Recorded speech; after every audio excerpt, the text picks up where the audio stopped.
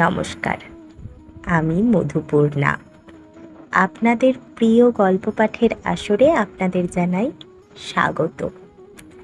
আজ আপনারা শুনবেন উপেন্দ্র কিশোর রায়চৌধুরীর লেখা পুরাণের গল্প। আজ আমি পড়ে শোনাব দুটি পুরাণের গল্প। প্রথম গল্প, পৃথিবীর পিতা। সকলের আগে যাহাকে লোকে রাজা বলিয়াছিল, তাহার নাম ছিল পৃথু। তিনি সূর্যবংশের লোক ছিলেন। তাহার পিতার নাম ছিল বেণী। রাজা কিনা যে রঞ্জন করে, অর্থাৎ খুশি রাখে। পৃথু নানা রকমে প্রজাদিগকে খুশি করিয়াছিলেন, তাই সকলে মিলিয়া তাহাকে রাজা নাম দিয়াছিল। পৃথুর পূর্বে লোকের দিন বড়ই কষ্টে যাইত। সেকালের গ্রাম, নগর, পথ ঘাট কিছুই ছিল না। ঝোপে, জঙ্গলে, পর্বতের গুহায় সকলে বাস করিত। পৃথু তাহাদিগকে বাড়ি ঘর বাঁধিয়া এক জায়গায় থাকিতে শিখান, আর পথ বানাইয়া চলাফেরার সুবিধা করিয়া দেন। সেই হইতে শহর বস্তির সৃষ্টি হইল। সেকালের লোকে চাষবাস করিতে জানিত না। ফল মূল খাইয়া অতি কষ্টে দিন কাটাইত। জমিতে কাঁকড়, আকাশে মেঘ নাই, খটখটে শুকনো মাটি ফাটিয়া চৌচির হইয়া আছে। তাহাতে শস্য জন্মাইতে গেলেও তাহা হয় না। প্রজারা পৃথুকে বলিল, হে রাজা, পৃথিবী তো সকল শস্য খাইয়া বসিয়াছে, আমরা কেমন করিয়া বাঁচিব? ক্ষুধায় বড়ই কষ্ট পাইতেছি, আমাদিগকে শস্য আনিয়া দাও। পৃথু বলিলেন, বটে, পৃথিবীর এমন কাজ, শস্য সব খাইয়া বসিয়াছে? আচ্ছা, ইহার সাজা দিতেছি। আন তোরে ধনুক, নিয়ে আয় তো তীর। পৃথিবী ভাবিল, মাগো, মারিয়াই ফেলে বুঝি। সে প্রাণের ভয়ে গাই সাজিয়া লেজ উঁচু করিয়া ছুটিয়া পলাইতে লাগিল। কিন্তু পৃথুর বড়ই রাগ হইয়াছিল। তিনি তাহাকে কিছুতেই ছাড়িলেন না। আকাশ পাতাল ঘুরিয়া বেড়াইতে লাগিল, ব্রহ্মলোক অবধি ছুটিয়া গেল। কিছুতেই পৃথিবী তাহাকে এড়াইতে পারিল না। তখন পৃথিবী কাঁপিতে কাঁপিতে বলিল, দোহাই মহারাজ, আমি স্ত্রীলোক, আমাকে মারিলে আপনার পাপ হইবে।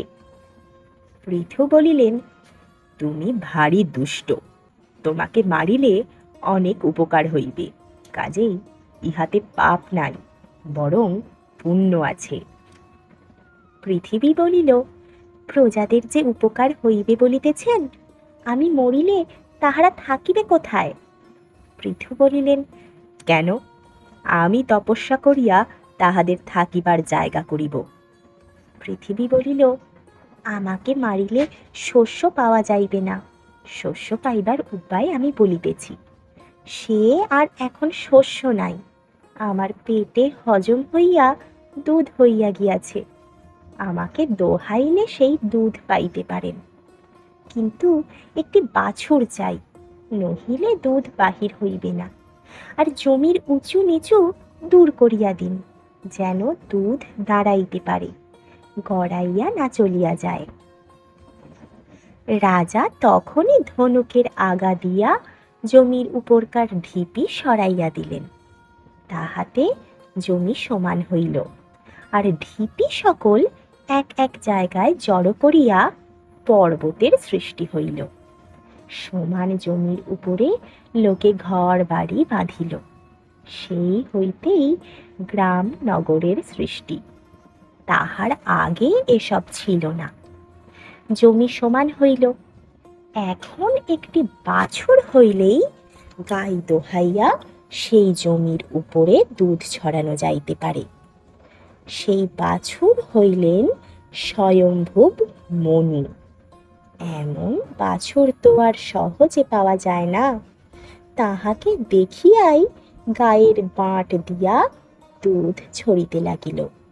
তখন পৃথুর নিজ হাতে সেই গাই দোহাইতে লাগিলেন। সে আশ্চর্য গাই না জানি কতই দুধ দিয়াছিল। সংসারে যত শস্য সকলই তাহাকে দোহাইয়া পাওয়া গেল। সেই শস্য খাইয়া এখনো আমরা বাঁচিয়া আছি।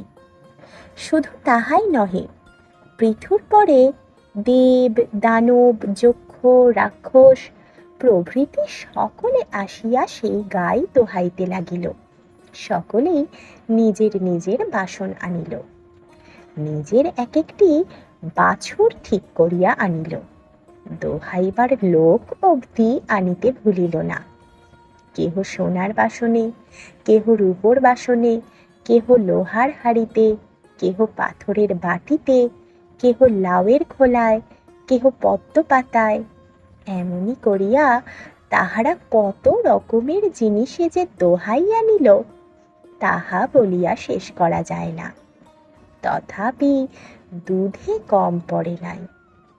পৃথিবীও বাঁচিয়া গেল। এত জিনিস যাহার কাছে পাওয়া যায় তাহাকে কি বুদ্ধিমান লোকে মারে? কাজেই পৃথু তাহাকে ছাড়িয়া দিলেন।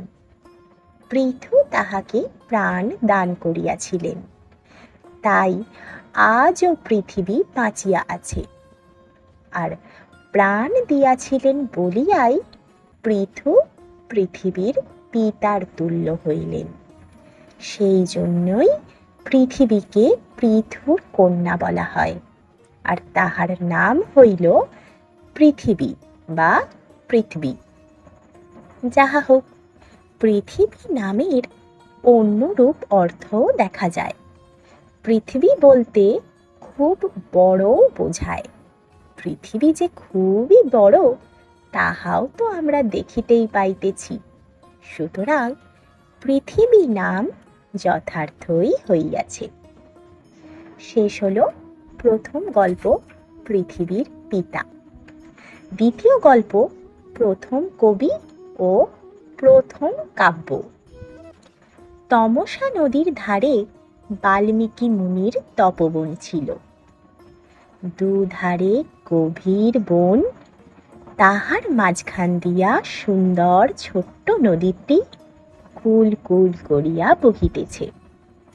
তাহার জল এতই পরিষ্কার যে তলার বালি অবধি স্পষ্ট দেখিতে পাওয়া যায়। একটুও কাদা নেই, এক গাছিও শ্যাওলা নাই, কাচের মতো টলমল করিতেছে। বাল্মীকি নদীর ধারে বেড়াইতে আসিলেন, আর সেই নির্মল জল দেখিয়া তাহার মনে বড়ই সুখ হইল। সঙ্গে তাহার শিষ্য ভরদ্বাজ ছিলেন। তাহাকে তিনি বলিলেন, দেখো ভরদ্বাজ, নদীর জল কি নির্মল, যেমন সাধু লোকের মন। আমার বলকল দাও, আমি এইখানে স্নান করিব। সেইখানে দুটি বক নদীর ধারে খেলা করিতেছিল। এমন সুন্দর দুটি পাখি এবং তাহাদের এমন মিষ্ট ডাক, আর তাহারা মনের আনন্দে এমনই চমৎকার খেলা করিতেছিল যে দেখিয়া মুনি আর চোখ ফিরাইতে পারিলেন না। পাখি দুটির উপরে মুনির কেমন স্নেহ জন্মিয়া গেল। তিনি স্নানের কথা ভুলিয়া কেবলই তাহাদের খেলা দেখিতে লাগিলেন। এমন সময় কোথা হইতে এক দুষ্ট ব্যাধ আসিয়া পাখি দুটির পানে তীর ছুঁড়িয়া মারিল। এমন সুখে পাখি দুটি খেলা করিতেছিল, তাহাদের কোনো দোষ ছিল না, কোনো বিপদের কথা তাহারা জানিত না। এমন নিরীহ জীবকে বধ করে এমন নিষ্ঠুর লোক হয়? তীর খাইয়া পুরুষ পাখিটি যাতনায় ছটফট করিতে লাগিল। মেয়েটি শোকে আর ভয়ে কাঁদিয়া আকুল হইল। মুনি আর এ দুঃখ সহিতে না পারিয়া ব্যাধকে বলিলেন, ওরে ব্যাধ, এমন সুখে পাখিটি খেলা করিতেছিল, তাহাকে তুই বধ করিলি, তোর কখনোই ভালো হইবে না। দয়ালু মুনির মনের দুঃখ তাহার চোখের জলের সঙ্গে সঙ্গে এই কথাগুলির ভিতর দিয়া ফুটিয়া বাহির হইল। সেই কথায় আপনা হইতেই ছন্দ আসিয়া আপনা হইতেই তাহা কবিতা হইয়া গেল। সেই কবিতাই সকলের প্রথম কবিতা। তাহার পূর্বে কেহ কবিতা রচনা করে নাই। মুনি আশ্চর্য হইয়া বলিলেন, এ কি চমৎকার কথা আমি বলিলাম! আমি কিছুই জানি না, তবু ইহাতে বীণার ছন্দের মতন কেমন সুন্দর ছন্দ হইল। ইহার চারি ভাগে সমান সমান অক্ষর হইল। আমি বলি, ইহার নাম শ্লোক হোক, কেননা আমার শোকের সময় ইহা আমার মুখ দিয়া বাহির হইয়াছে। ভরদ্বাজও বলিলেন, গুরুদেব, কি সুন্দর কথা! এমন কথা তো আর কেহ কখনো বলে নাই। ইহার নাম শ্লোকই হোক। তারপর মুনি স্নান শেষ করিয়া ঘরে আসিয়া সেই পাখির আর সেই সুন্দর ছন্দের কথা ভাবিতেছেন, এমন সময় ব্রহ্মা আসিয়া সেখানে উপস্থিত হইলেন। পাখি দুইটির দুঃখে কাতর হইয়া মুনি ব্রহ্মাকে আর অন্য কথা বলিবার অবসর পাইলেন না। তাহাকে সেই দুষ্ট ব্যাধের কথা বলিয়া সেই কবিতাটি গাহিয়া শুনাইলেন। তাহা শুনিয়া ব্রহ্মা বলিলেন, বাল্মীকি, তোমার এ কবিতার নাম শ্লোকই হোক। এইরূপ শ্লোক লিখিয়া তুমি রামের বৃত্তান্ত বর্ণনা করো। সে বড় সুন্দর কাহিনী। তাহা যে পড়িবে তাহারই মঙ্গল হইবে। তুমি যাহা লিখিবে তাহার একটি কথাও মিথ্যা হইবে না। যতদিন পর্যন্ত পৃথিবীতে পর্বত আর নদী সকল থাকিবে, ততদিন লোকে তোমার রামায়ণের আদর করিবে। আর যতদিন রামায়ণের আদর থাকিবে, তুমি স্বর্গে গিয়া ততদিন আমার লোকে থাকিতে পাইবে। এই কথা বলিয়া ব্রহ্মা চলিয়া গেলেন। আর তাহার কথাগুলি মনে করিয়া বাল্মীকি বলিলেন, এই রূপ মিষ্ট শ্লোক দিয়া আমি রামায়ণ রচনা করিব। তারপর সেই ধার্মিক মুনি কুশাসনে বসিয়া জোর হাতে ভগবানকে স্মরণপূর্বক রামায়ণ লিখিতে আরম্ভ করিলেন। ক্রমে রামায়ণ শেষ হইল। তখন মুনি ভাবিলেন, কাব্য তো শেষ হইল, এখন ইহা গাহিবে কে? ঠিক সেই সময়ে কুশি লব দুই ভাই আসিয়া তাহাকে প্রণাম করিলেন। এই দুই ভাই রামেরই পুত্র।